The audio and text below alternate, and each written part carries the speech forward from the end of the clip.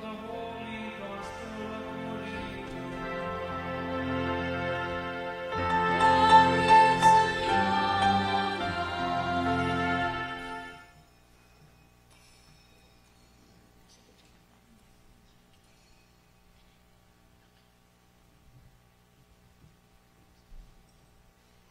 Jesus and his disciples set out for the villages of Caesarea Philippi. Along the way, he asked his disciples, "Who do people say that I am?" They said in reply, "John the Baptist, others Elijah, still others one of the prophets." And he asked them, "But who do you say that I am?" Peter said to him in reply, "You are the Christ." Then he warned them not to tell anyone about him. He began to teach them that the Son of Man must suffer greatly and be rejected by the elders, the chief priests and the scribes, and be killed and rise after 3 days. He spoke this openly. Then Peter took him aside and began to rebuke him.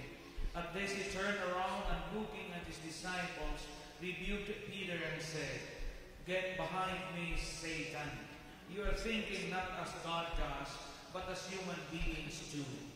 He summoned the crowd with his disciples and said to them, "Whoever wishes to come after me must deny himself, take up his cross, and follow me. For whoever wishes to save his life will lose it, but whoever loses his life for my sake and that of the gospel will save it." The Gospel of the Lord.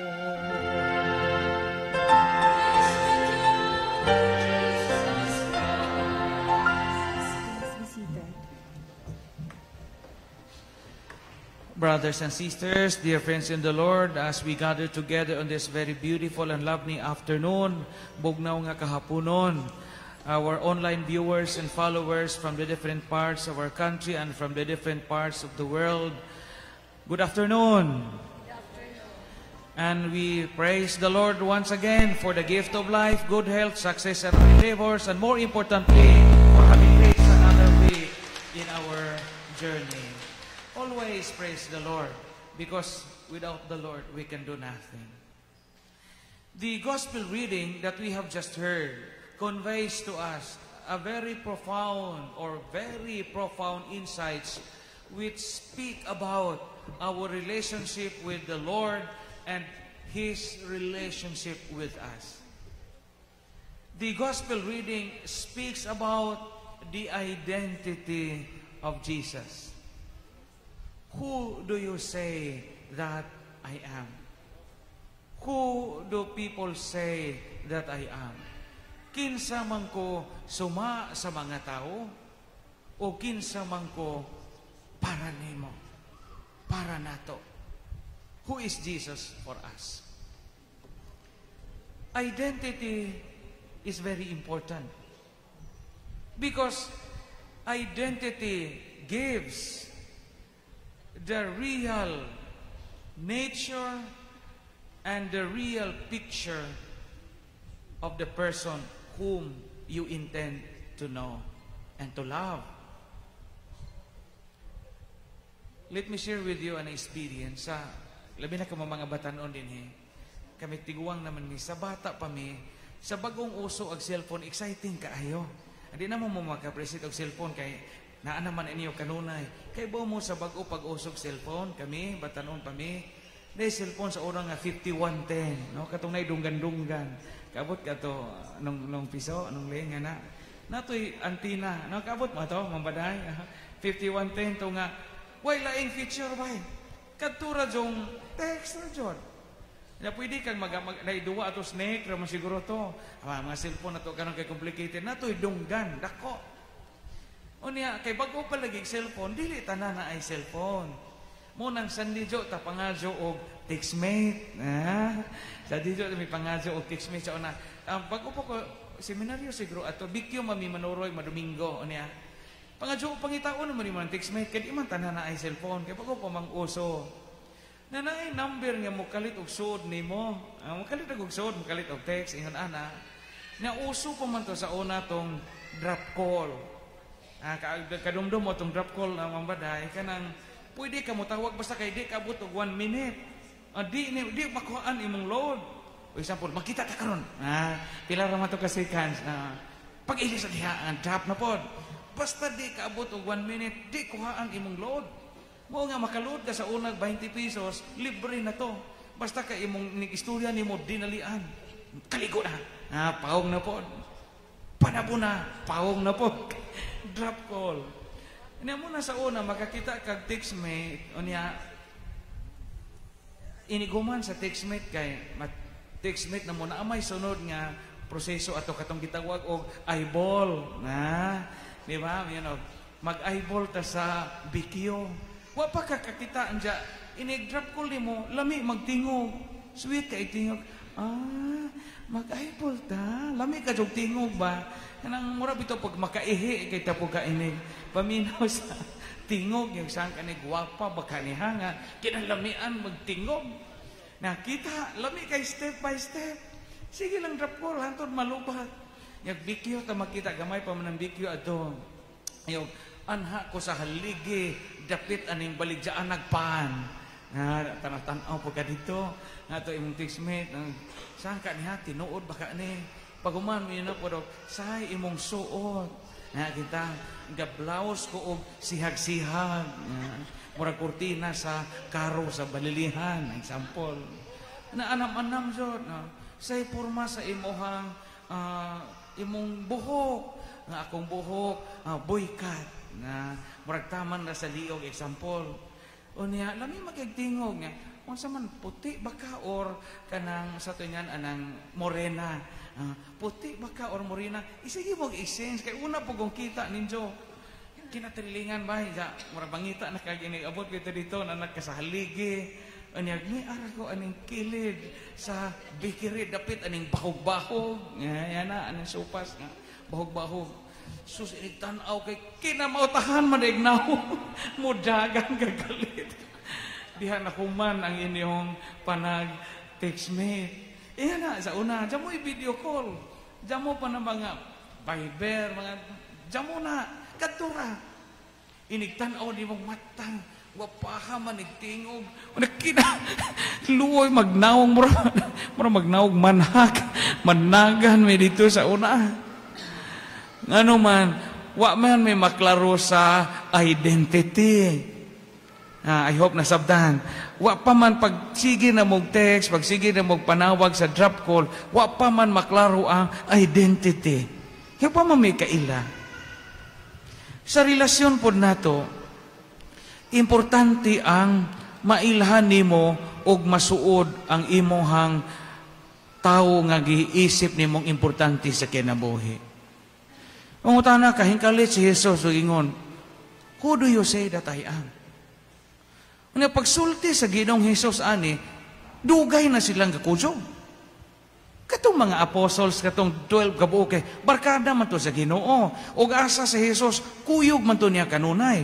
For so long a time, they have been together. They were witnesses of the miraculous deeds performed by Jesus. Whenever Jesus traveled from one place to another, the apostles were with them.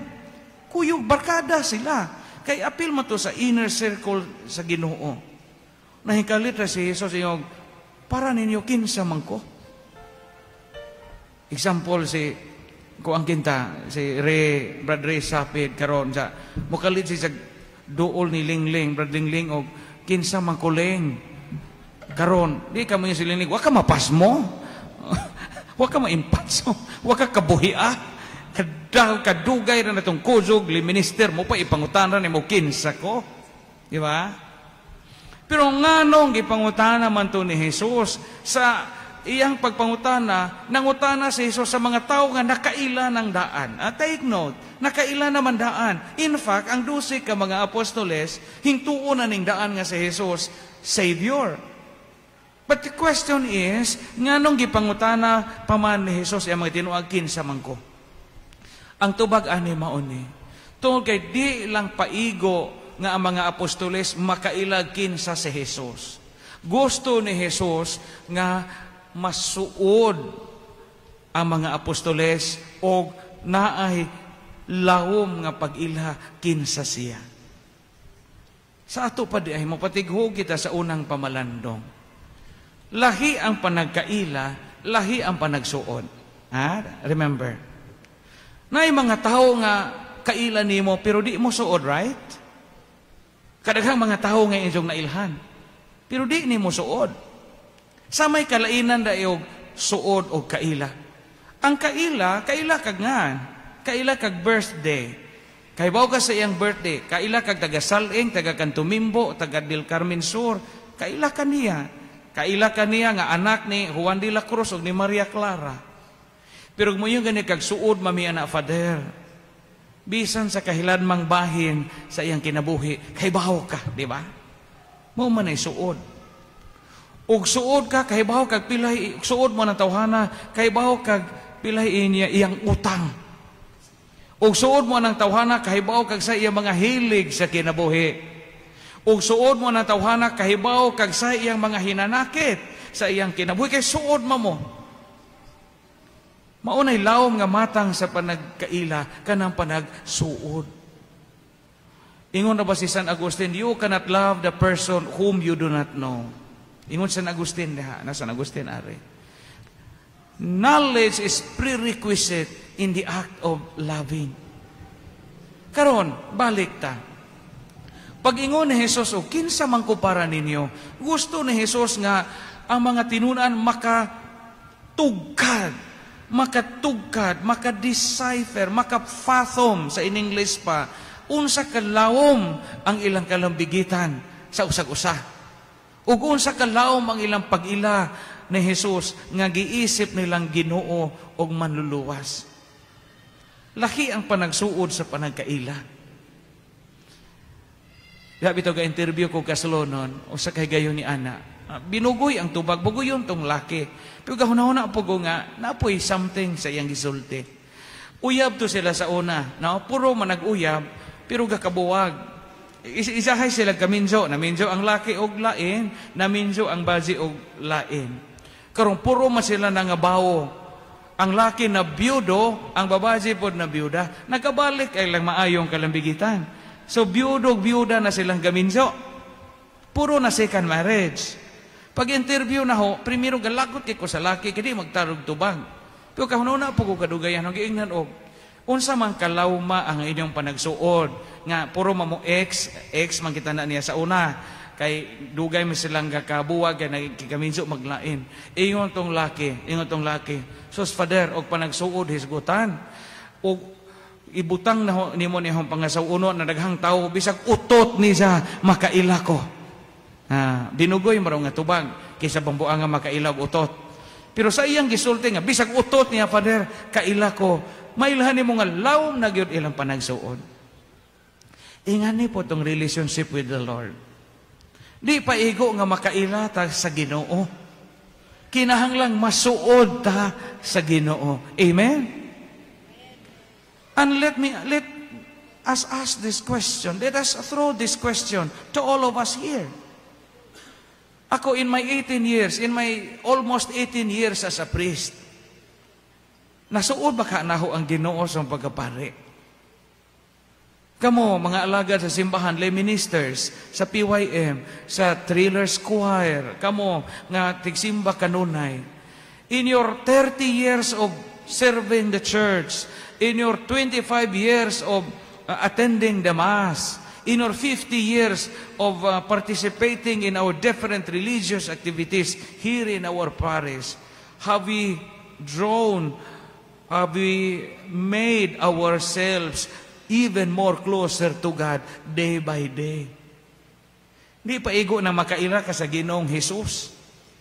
Importante nga makasuod ka. Intimacy. Di ba? Usahay kita kay kutubra mangutag acquaintance party. Nga, in the beginning sa school year, ang Carmel Academy, ang itong mga eskwelahan, mag-acquaintance party. Pero pag humag-acquaintance party, naabay na suod ni mo? Basig wala. Iyan po sa itong kinabuhi. Gamay patagitudluan na ta, mauni Ginoo at mga katikista, God the Father, God the Son, God the Holy Spirit, kaila na ta.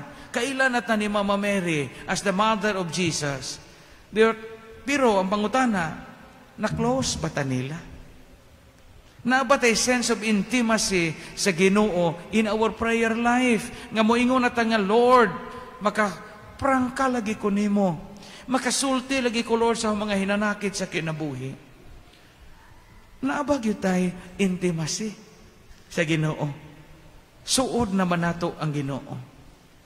Mabitaw nga sa una, kay baw mo, mga batanon, mga parents ani nga batanon pa, unsaon man sa ato mga grandparents o parents nga masuod kita sa mga balaan sa langit.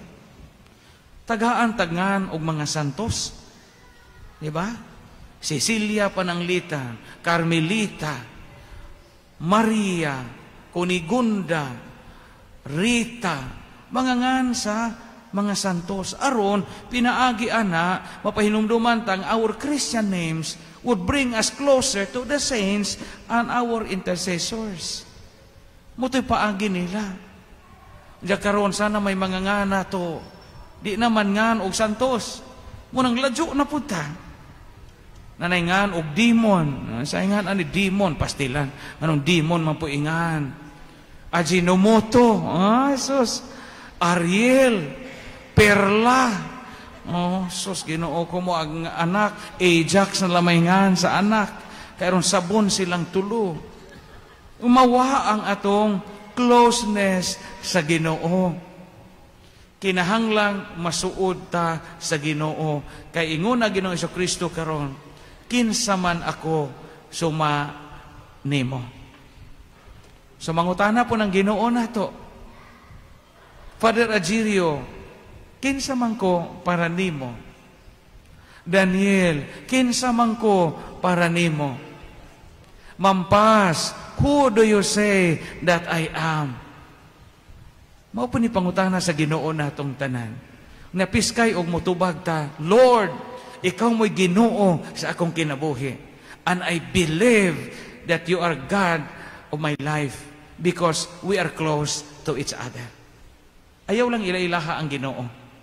Make relationship, intimate relationship with the Lord. Maunay pa nagsuot. Amen. That is the message of the gospel reading for today. Praise the Lord. Hallelujah.